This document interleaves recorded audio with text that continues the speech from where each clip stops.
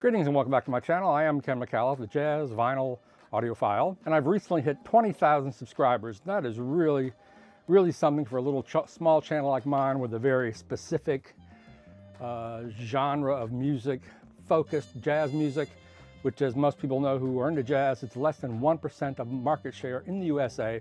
And why is that? Because people would rather be listening to electronic generated pap. That is part of it, actually. But I mean, I love a lot of new electronic music. I'm way into that. Chad Castle and Analogue Productions have been doing a fantastic job with this new Verve series. And the records we're talking about are the artists such as Kay Winding and J.J. Johnson, Duke Ellington and Johnny Hodges side by side, Billie Holiday, songs for distinguished lovers, distingué lovers. I don't speak French, I don't know what that means. Roland Kirk, Now Please Don't You Cry, Beautiful Edith. John Lee Hooker, It Serve You Right to Suffer. Ella Fitzgerald, Clap Hands, Here Comes Charlie. Stan Getz, Get to Go-Go, with Astrid Gilberto on vocals. Oscar Peterson with Milt Jackson, Very Tall. All of these are under the supervision of Chad Castle. They are mastered and cut to lacquer by either Bernie Grunman or Matthew Luthans. And I can say that unequivocally, all of these sound fantastic. This is all dead quiet vinyl.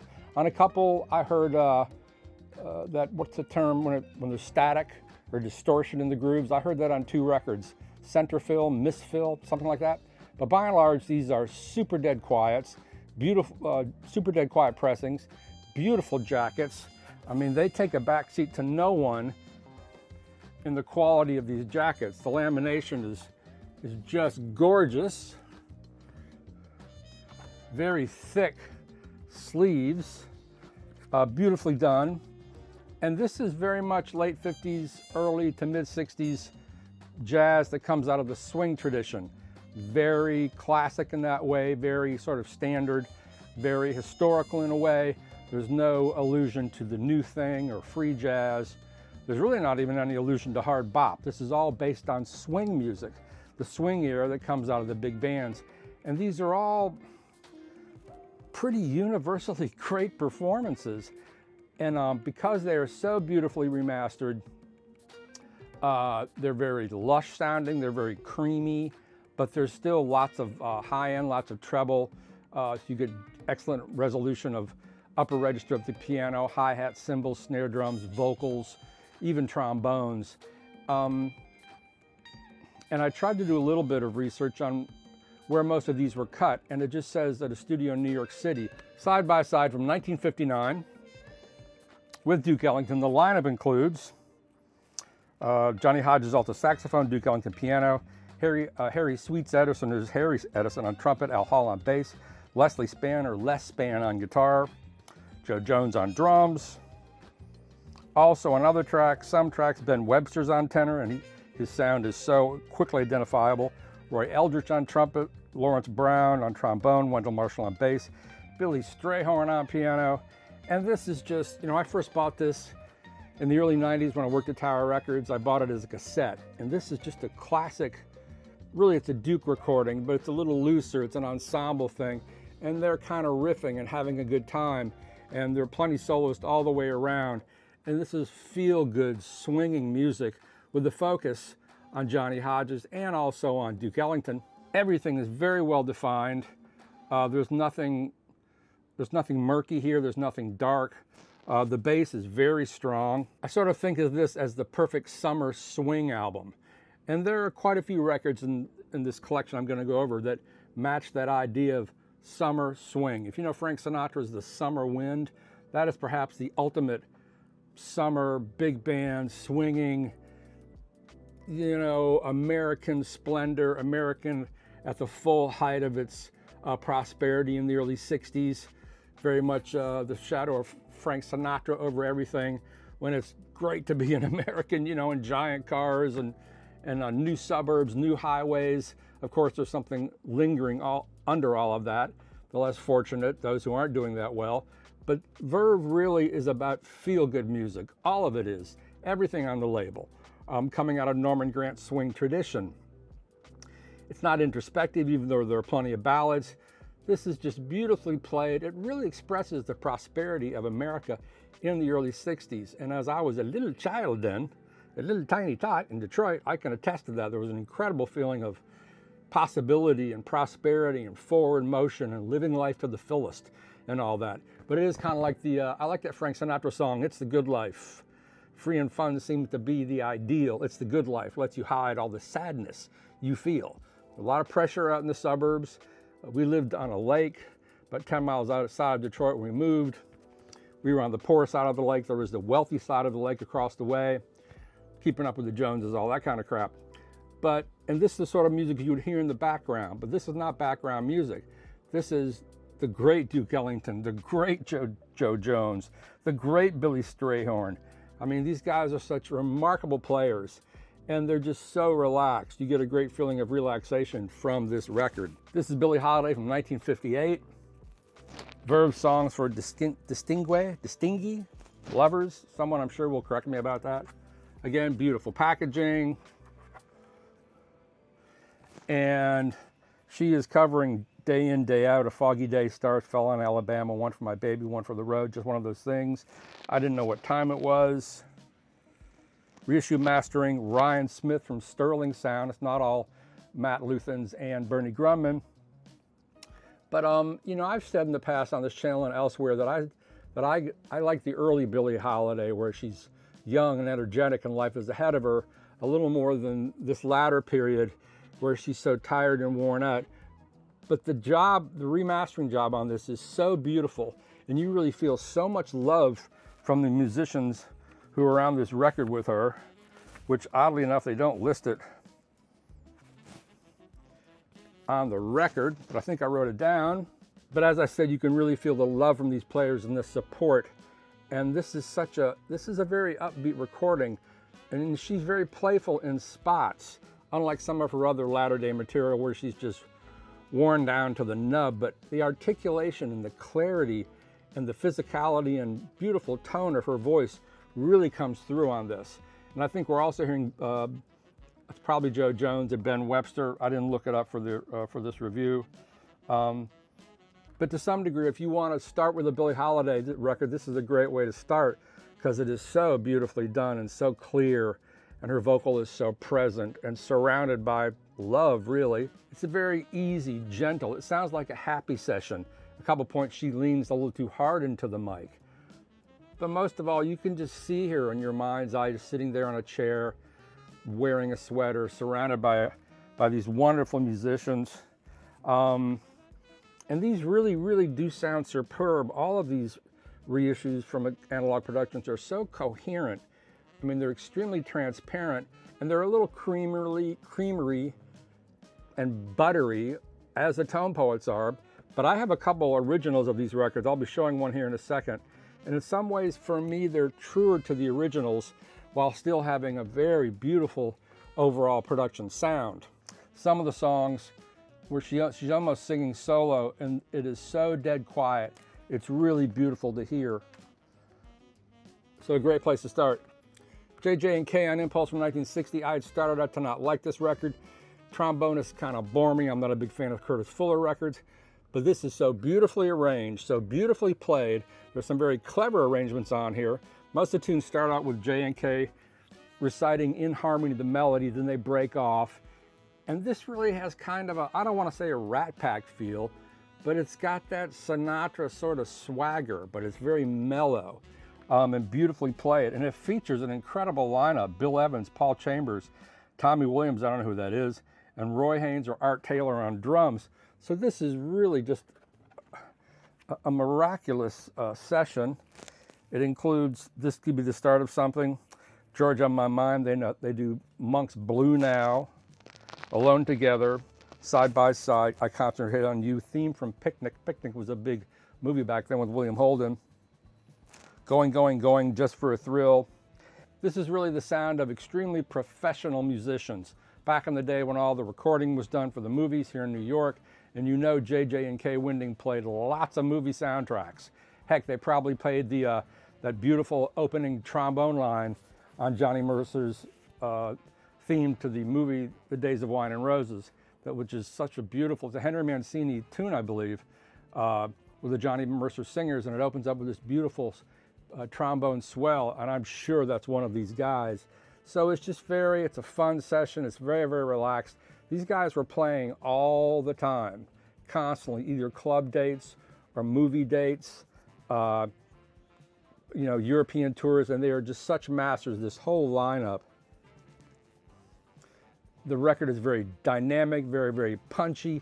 And as you come up through the years of these recordings, like this being 1960, has a little more resolution and a little more dynamic than the earlier record with Duke Ellington and Johnny Hodges.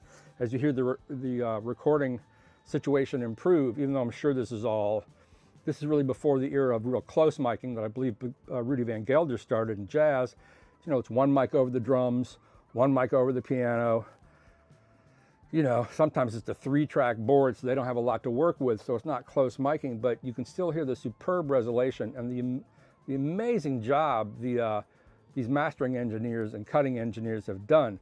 Because boy, it's just, and the vinyl is dead quiet, it's perfect, nothing is warped. Analogue Productions has been so consistent from the day one that I'm aware of with all their reissues. That's just, you know, the QC is really high. So basically, you know, it's, on the face of it, it's not what would appear to be, because there's such brilliant trombone players and there's such smart arrangements here, brand new, swinging together again. An amazing lineup, but it is very mellow. It is just kind of relaxed. It's Saturday evening in 1960. You know, what would have been on TV then? The Ed Sullivan Show. You know, that's the Jackie Gleason Show. This is music from a different era, and it sounds like it, and it's quite beautiful because of that. It's a go-go, the new Stan Getz Quartet featuring Astrud Gilberto. This is the first record among all of these that I was aware of, because Bossa Nova was such a big deal in the early to mid 1960s.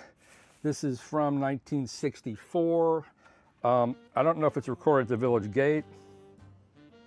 Band includes Gary Burton, Gene Cherico, Joe Hunt. Now the inner photo shows Joe Beam, but he's not on the record for whatever reason.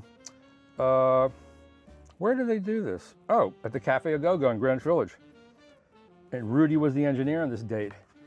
And this sounds a lot like the, I mean, it's note for note pretty much renditions on the Jazz Samba record, of the record with Luis Bonfa, you know, those classic Getz Gilberto record. It's very much that mood and that vibe. Astrud Gilberto, you know, sometimes she sings flat, but she's got such a kind of a minimalist delivery. And Stan Getz just sounds wonderful on here, and the group is really good. You know, you can tell these are not Brazilian musicians, so they're playing very stock phrases. Now you compare this to any of the records Joe Beam was making during this time, or a little bit later, or any of the Brazilian records, those things are hot. Even Bossa Nova is hot and pulsing. This is much more minimalist. It's a club date, but it's a good introduction to Bossa Nova. It's an okay introduction to Astrud Gilberto. You know, I've often heard that when they were doing Getz Gilberto, she was in the kitchen and they couldn't get it together, and she came in and just like sang a scratch vocal, and they liked it so much they included her on the record. You know, and she is very charming. That little minimalist voice, she doesn't have a range at all, but it's perfectly, you know, matches the subdued nature of this music. And again, Stan Getz is just beautiful on this record. Oscar Peterson, Milt Jackson, very tall. This is another Ryan K. Smith at Sterling Sound, mastering and cutting to lacquer production. And this is fantastic. You're really hearing two, you know, master musicians in their element. The record includes Oscar Peterson, Ray Brown, Ed Thigpen, and Milt Jackson. And they're just having a blast. You know, masters at work. They cover Green Dolphin Street, Heartstrings, The Work Song, John Brown's Body, A Wonderful Guy, Reunion Blues. This might be my favorite, along with the Roland Kirk, of this whole bunch. It's just, these are two guys who play perfect solos like they're drinking water. It's just, they just lay it out there, and they're such beautiful renditions, and the sound quality is so superb. My notes say, very resonant, lively, balanced, great swinging grooves, great solos. And everybody has so much personality, and that really comes through. It's very clean, it's very rich, it's very open on top. The piano has excellent fill and tone and clarity. This is a stereo recording, but it's really a beautiful record. as are all these recordings, but for some reason this might be my favorite along with the Kirk, because you just really hear these masters. And it's weird because at the Jazz Record Center where I work on Saturdays, we'll go from having this many Milt Jackson records to having no Milt Jackson records. And it's similar with Oscar Peterson. These are some of the greatest musicians in jazz of the swing era. And I can't recommend this one highly enough. Ella Fitzgerald, Clap Hands, Here Comes Charlie. I have about 10 of the Ella Fitzgerald records on Verve, and they're all wonderful. I especially love her records with Nelson Riddle, but I actually didn't know this record at all. And I think this was a bestseller. The cover is horrible. I don't know, you know, in the world of horrible covers, and are they referring to Charlie Brown? I mean, what? But beautiful packaging. These are all luxurious gatefolds, nice photos. This just sounds utterly fantastic and is as good, if not better, than any of her Verve recordings.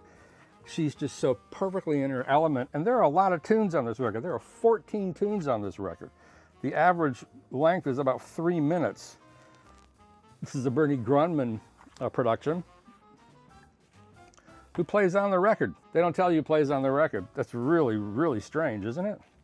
I mean, they don't want to change anything about the record. Well, they're already changing it because it was not a gatefold and the stock is so heavy. So why not say who played on the record so I don't have to look on Wikipedia? But the songs she covers include Night in Tunisia, You're My Thrill, My Reverie, a beautiful version of Stella by Starlight, an amazing version of Around Midnight, Cry Me a River, this year's Kisses, Good Morning Heartache, I Was Born to Be Blue, Spring Can Really Hang You Up the Most. You know, her articulation is so perfect, and there's such a richness to her tone, and she has such beautiful natural phrasing. She just swings. You know, Billie Holiday is entirely different than Ella. Ella is sort of, to the end of her career, sort of retained her girlishness, and really she sort of retained her wonder at the joy of swing when she was in her element. And she didn't have a carefree life by any means.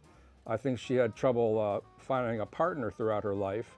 But I don't think it had the highs and lows of Billie Holiday and the tragedy of Billie Holiday. Billie Holiday, you know, was, I think, a prostitute at some point, and Billie Holiday has such a depth of sorrow and feeling, and she really has the blues. Ella is just a swing machine, and there's so much joy, and it's contagious. And this is a beautiful recording of Ella, as good as Ella swings Lightly with Nelson or Gently or any of those things, where she sings the songbooks of Rodgers and Hart or Oscar Hammerstein or any of those things. This is right up there. This is, I didn't expect this because I'd always seen the cover and thought I was off put by the cover and this stupid title. Maybe it has something to do with a Broadway show, I don't know. But this is an epic recording. My scribbled notes say, voice sounds fantastic, good resolution throughout, intimate, soulful, cool arrangement. So far out of all these, I would say this is a must-buy, the Roland Kirk and the Oscar Peterson. Roland Kirk, Now Please Don't You Cry, Beautiful Edith. I don't know what to expect from this. I've heard all the Roland Kirk records on Mercury or MRC, and they're good. Some of them get a little, the records on Atlantic are a little weird. I mean, he's made a lot of great records. But this one is a party record. It is low down, gut bucket, funky blues in the pocket. Reissue, mastered and cut to lacquer by Matthew Luthans, Lonnie Smith, Ronald Boykins on bass, and Grady Tate. Grady Tate is so great on this record. And when I interviewed Louis Nash a million years ago, Grady Tate was one of his biggest influences. You can really hear that on this record. I hear the connection between those two guys. It's a very small ensemble, some amazing arrangements, and the sounds he gets from his horns are all beautiful and very different. This is a very urgent record. Very much I think it's a record to Beautiful Edith. Oh, the cover's really great too. We see all his records. What a great cover. My notes say there's a lot of personality. This is just not a record of a guy covering a bunch of standards or popular show tunes of the day. You're getting the real grits and gravy of this guy's personality, which was very unique, very powerful. Gut bucket, funky, nasty, but very intimate. He's hollering in places. He's singing, quote unquote, in places. He does a version of Alfie that blew me away. And at the end of Alfie, he does the coda from Alfie from the Sonny Rollins album. So obviously he listened to that, because they go into the end, they go into the da da da da da da da da da da da. They do that, which is straight from the Sonny Rollins record. That blew my name. Then on my mind. Then he has the song Why Don't They Know, which is an up bossa nova, Silverization, obviously dedicated to Horace Silver. And there's just so much drive. And this is a very bluesy, rollicking record. It's just so in the pocket, but very, very fun. And there's a sense of danger that it could just go off the rails because he's a little bit crazy. Yeah, fantastic record. I know a lot of people love the MRC stuff. I think We Three Kings is a really popular record, but this is great. This is a really entertaining, fun record. John Lee Hooker, 1966, at Serve You Right to Suffer. Production done by Matthew Luthans. The group here includes an unusual group: Barry Galbraith on guitar, Milt Hinton on bass, Panama Francis on drums. I mean, that's an unusual lineup. I think of Barry Galbraith as a New York-centered jazz guitarist from the early 60s, Milt Hinton, universal great bass player, and then Panama Francis from New Orleans. What? It's kind of weird. But this is a hard grooving record. This is a fun record. And again, the production is just phenomenal. All of these records sound superb. I mean, there's just no getting around how great they sound. And the system I'm using at the moment to review this, stuff I'm currently reviewing for Stereophile, includes the J. Sikora Standard Max Supreme turntable, a Treehouse Audiolabs preamp, a Rogue Audio 100 stereo amp, and Greg Roberts' fantastic Volti Audio Lucera horn speakers with various AutoQuest cabling. You know, it's just, this is all, you know, it's the sound of Hooker, but it's also the sound of this ensemble. They are really unified. There's great synergy here, and it's really popping, even though it's funky. And this is another guy, you get the sense of danger to what he's doing. Shake It Baby, Country Boy, Bottle Up and Go, You're Wrong, Sugar Mama, Decoration Day, Mama, It Served You Right to Suffer. Stamping, rollicking, hard driving, rocking, hard pocket, but it's got a wonderful looseness because it's the blues. You know, what separates all the great blues bands in the late 50s and the 60s is that sense of looseness. You hear it in Howlin' Wolf. You hear it in any of the great blues players. You know, they can chop off a meter, extend a meter, and they're all just kind of loose and rumbling with it. The white blues guys came along kind of because they're white. Everything was more tidy, more focused. They've been practicing in their bedroom. These guys ain't practicing. They're playing out in little shitholes along the highway somewhere. And there's just that sense of rawness and reality and grit. This record just rocks and grooves so hard, and a very hard record to find. All of these are really hard to find, even though the Billie Holiday has been reissued a bunch. The J.J. and K. Winding have been reissued a lot, and the GETZ has been reissued, geez, a million frickin' times. Fantastic record. Our final album is the Lightnin Strikes, the Lightnin Hopkins, and I have an original Verve stereo version of it here. It was the briefly in business Verve Folkways label. Jimmy Bond on bass, Earl Palmer on drums, Don Crawford on harmonica. Reissue master and cut to lacquer by Matthew Luthans. Let's start with this one. This one you can hear, things are a little smaller. The voice, you can definitely hear the mic on his voice. But this has an urgency this doesn't have, while this, like all the other ones, is very creamy and big. And on the voice, the microphone disappears. It's just his voice. And this is a much rawer record. It's more of an acoustic folk record. Sometimes it's just him and his guitar.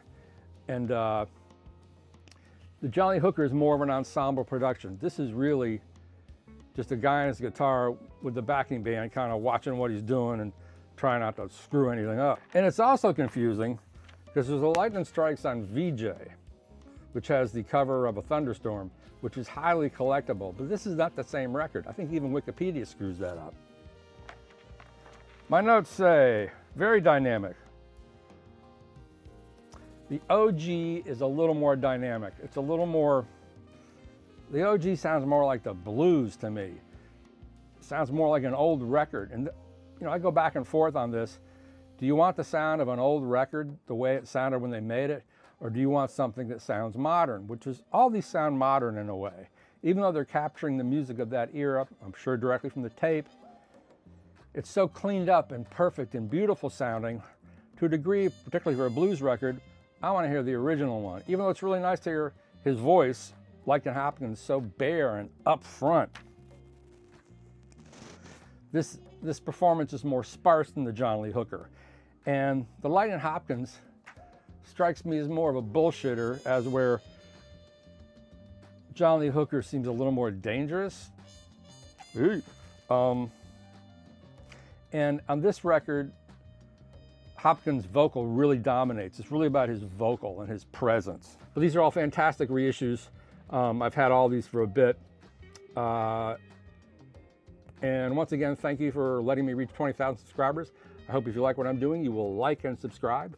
I have a lot of stuff coming in the way, including I'm going to Munich next week, or week after next, and I'll have a turntable video from Munich, as well as show reports from Munich. I'm going to do my own reports on my channel, as well as everything I do for Stereophile as well. So it should be a blast. Thanks for checking in. Bye.